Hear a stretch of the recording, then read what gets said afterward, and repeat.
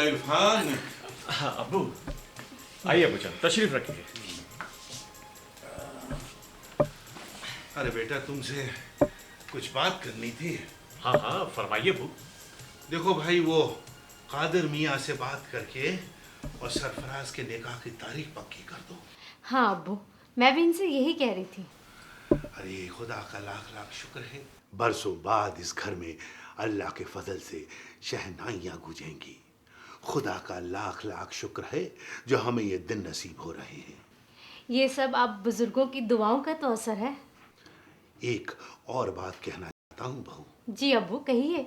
सरफराज का निकाह बड़े शान और शौकत और धूमधाम से होना चाहिए। किसी किस्म की कोई कसर नहीं रहनी चाहिए। भाई आखिर ये हमारे खानदान की इज्जत का सवाल है।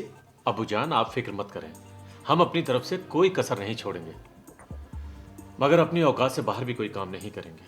अरे तुम क्या कहते हो बेटे, मेरे तो कुछ समझ में नहीं आता है। अब्बू जान, वक्त और जमाने से हमें एक ही सीख मिली है कि अपनी चादर से ज्यादा पैर बाहर नहीं फैलाने चाहिए। कोई बात नहीं जी, थोड़ा बहुत कम ज़्यादा तो होता ही रहता है। अब्बू आप चिंता ना करें, आप जैसा चाहते हैं वैसा ही होगा। अरे नफीसा, हर काम बजट के अनुसार होता है। अगर बजट से ज्यादा खर्चा करोगे तो बाद में मुश्किलों से सामना करना पड़ेगा और बेइज्जती होने का भी डर होता है। अपने खानदान की इज्जत और शान बढ़ाने के लिए लोग जाने क्या क्या करते हैं और तुम हो के बस। अब्बू, दूसरों के गाल लाल देखकर हमें अपनी गाल पे तमाचे नहीं मारने चाहिए। बड़ी भी हमें यही नसीहत दिया करती थी। देखो जी, जिस तरह से सरफराज की शादी की हमें खुशी है, उसी तरह से अब्बू के दिल में भी कुछ अरमान है, कुछ उम्मीदें हैं। लेकिन नफीसा, मैं कहाँ इनकार कर रहा हूँ। बेटा, मैं तुम पर कोई बोझ नहीं डालना चाहता। तुम भी इसी खानदान के चिराग हो। इस खानदान के अच्छे बुरे को तुम अच्छी तरह से समझ सकते हो। अब्बू जान आप फिक्र ना करें, आप जैसा चाहते हैं वैसा ही होगा। ठीक है अब्बू, मैं कादिर मियाँ से बात करता हूँ। ठीक है बेटे, अब मैं चलता हूँ, मेरे नमाज का वक्त हो रहा है। ठीक है।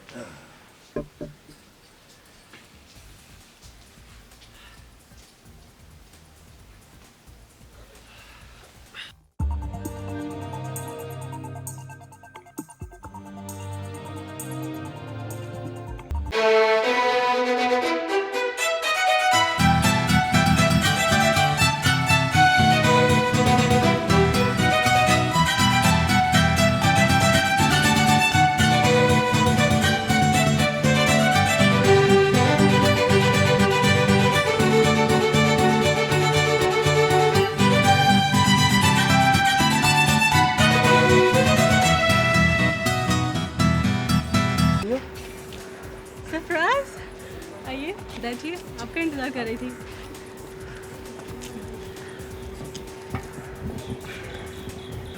तो कैथरीन ने तो आपको सारे हालात बता दिए होंगे। अब आपने क्या फैसला लिया है? बात तो साफ है, कैथरीन आपके दिल में बसी हुई है और कोई भी लड़की ये नहीं चाहेगी कि उसकी जगह कोई और लड़की ले जो कि उसके शौहर पर हुकूमत करे। तो मैं चाहता हूँ कि आप इस शादी से इनकार कर दें। ये काम तो आप भी कर सकते हो, फिर मुझे मेरी डैडी की नज़रों में क्यों बुरा बना रहे हो? देखिए मिस यास्मीन, आपके और आपके डैडी की सोच में ज़्यादा फासला नहीं है, जबकि मेरे और मेरे दद्दू की सोच में बहुत ज़्यादा फासला है। मेरा इनकार घर में तूफान खड़ा कर सकता है, जबकि आपका इनकार ज़रा सी हलचल मचाएगा और फिर सब कुछ ठीक हो जाएगा। ठीक है, मैं आपकी मदद कर सकती हूँ, लेकिन एक शर्त पर। मगर कैसी शर्त? आपको भी मेरा एक काम करना होगा। हाँ हाँ ज़रूर बताइए।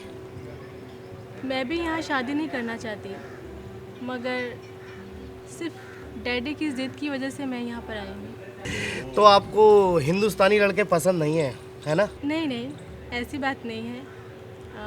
आई एम इन लव, और वो भी अमेरिका में रहने वाले एक हिंदुस्तानी लड़के से। मगर उसका कसूर सिर्फ इतना है कि वो अमेरिका में पला बढ़ा है। ओह आई सी, इसी वजह से आपके डैडी ने इस रिश्ते से इनकार कर दिया है ना? मगर मैंने उसके बारे में डैडी को अब तक कुछ नहीं बताया है। तो बता दीजिए ना, हो सकता है कि थोड़ी सी आनाकानी के बाद वो भी आपके रिश्ते से इनकार ना करें? मैं डैडी को जैसे तैसे मना सकती हूँ, लेकिन सबसे बड़ी प्रॉब्लम लड़के की डैड की है। अब उनकी क्या प्रॉब्लम है? उनके डैडी एक सैयद ख़ानदान से है और उन्हें अपने सैयद होने का बहुत गुरूर भी है, इसलिए वो नहीं चाहते कि उनके ख़ानदान में कोई गैर सैयद लड़की आए जिससे उनकी आने वाली पीढ़ी दागदार हो। ओह नो, ये तो बहुत गंभीर मसला है। पर इस मसले में तुमको मुझसे किस तरह की मदद चाहिए? फ़िलहाल मैं बस इतना चाहती हूँ कि मेरी शादी इंडिया में ना हो, और इसके लिए मुझे आपकी मदद की ज़रूरत है। आज से मैं तुम्हारा भाई और तुम मेरी बहन, और मैं अपनी बहन के लिए हर नामुमकिन काम मुमकिन करके रहूँगा। Thank you Sarfaraz. कमरू मियाँ, खुशखबरी खुशखबरी खुशखबरी। क्या हो गया? कमरू मियाँ, पहले मुझे मुबारकबाद दो। मुबारकबाद दो? किस बात की मुबारकबाद दो? पहले मुझे मुबारकबाद दो।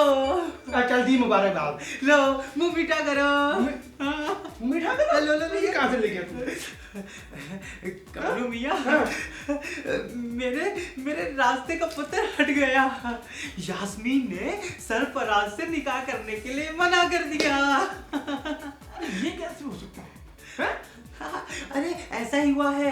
यास्मीन ने कहा है कि वो सरफराज मियाँ को शुरू से ही अपने भाई की तरह समझती रही है, इसीलिए वो उससे निकाह नहीं करेगी।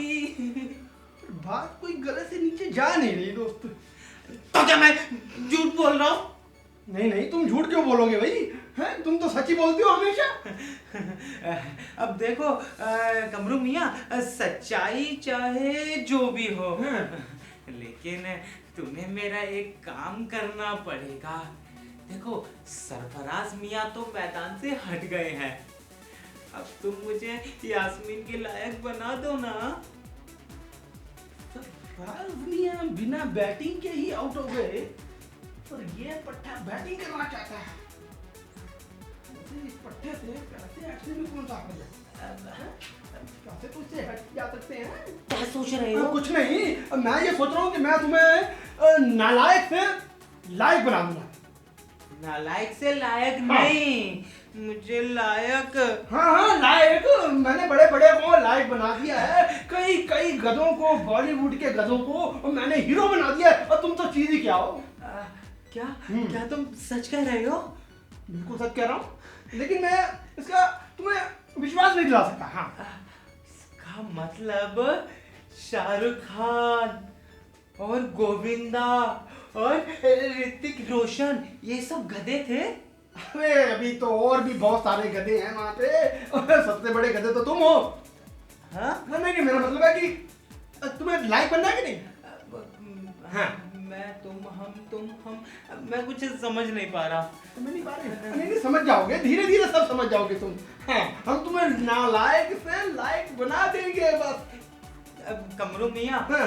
एक बात बोलूं? हाँ बोलो।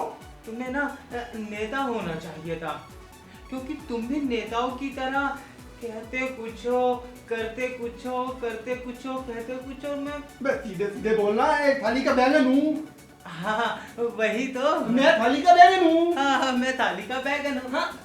मैं नहीं, तुम हो। अरे भाई, मैं भी तो तुम्हारा भाई हूँ ना, है ना? तो फिर तुम्हें मैं नालायक से लायक तो बना रहा हूँ, तुम्हें बनना है कि नहीं बनना? बोलो। हाँ, बनना है, बनना है। हाँ, तो तुम एक काम करो। हाँ।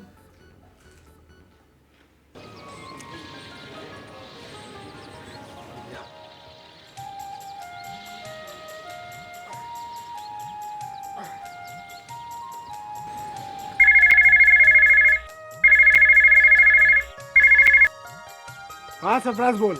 हाँ करीम, क्या हाल है? अच्छा, एक खुशखबरी थी। बता भाई। यास्मीन मान गई। अरे वाह भाई, ये तो कमाल हो गया। हाँ। अरे वो खुद किसी और को चाहती थी भाई। अरे ये तो बहुत बढ़िया हुआ यार, वो खुद किसी और को चाहती है और उसने तो ये इनकार कर दिया और तू बच गया, पता है। अब यूं ही समझ लो कि किस्मत ने इस बार शायद हमारा साथ दिया। मेरे भाई, मगर एक बात का हमेशा ध्यान रखियो, ये किस्मत की नैया कागज की नैया की तरह होती है, हर बार ये पार नहीं लगाती। हाँ, कहा तो तुमने ठीक। और हाँ, एक बात अच्छी तरह समझ ले, तू इस बार तो डूबने से बच गया है, लेकिन अब भी तेरी नाव किनारे नहीं लगी। वो अभी भी भौर में है। क्या मतलब? मतलब ये कि कैथरीन का मसला अभी भी यार ज्यों का त्यों है। उसे तेरे घर की बहू बनाना रबड़ के हथौड़े से पहाड़ तोड़ने के बराबर है, ये तू भी अच्छी तरह जानता है। पता है करीम, ना जाने क्यों मेरा दिल कहता है कि आने वाला वक्त हमें कुछ ना कुछ अच्छा दिखाएगा। अबे यार, तूने भी बड़ा टेढ़ा काम हाथ में ले लिया। अरे अभी इतना ही नहीं, वो जो अमेरिकी सैयद साहब है ना, उनके लड़के के साथ यास्मीन की शादी भी करवानी है। ले, बहुत बढ़िया। अभी एक मसला सुलझा नहीं है और दूसरे की दुम पकड़ ली तूने। भाई कमाल करते हो तुम भी यार। अरे करीम, अगर हौसला बुलंद हो तो हर मुश्किल काम आसान बन जाते हैं। Very good. मगर मेरे लाल, हौसला इतना भी बुलंद मत करो कि वो सातवें आसमान को छू जाए। तू उसकी फिक्र मत कर, मैं सब कुछ संभाल लूँगा। अच्छा, मैं बाद में फ़ोन करता हूँ। Okay, bye. चल, ओके।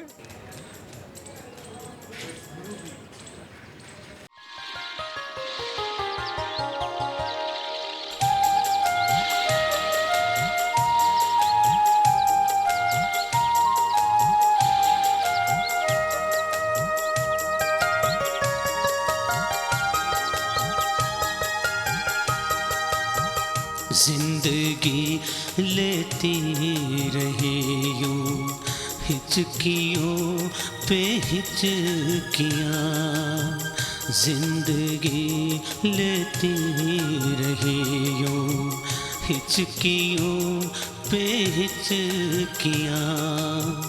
तेरी किस्मत में भला क्यों, तेरी किस्मत में भला क्यों लिख दी रब ने सिसकियाँ। जिंदगी लेती रही यूं हिचकियों पे हिचकियाँ।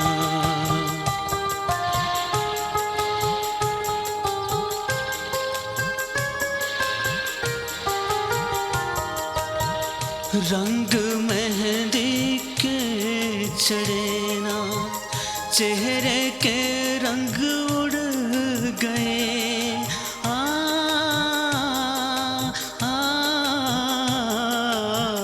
रंग मेहंदी के चढ़े ना, चेहरे के रंग उड़ गए। खुशियाँ तुझको छू सके ना, गम ये सारे जुड़ गए। बस घुटन मेरी रहे, खुल न सकी ये खिड़कियाँ। तेरी किस्मत में भला क्यों, तेरी किस्मत में भला क्यों लिख दी रब ने सिसकियाँ। जिंदगी लेती रही यूं हिचकियों पे हिचकियाँ। जिंदगी लेती रही यूं हिचकियों पे हिचकियाँ।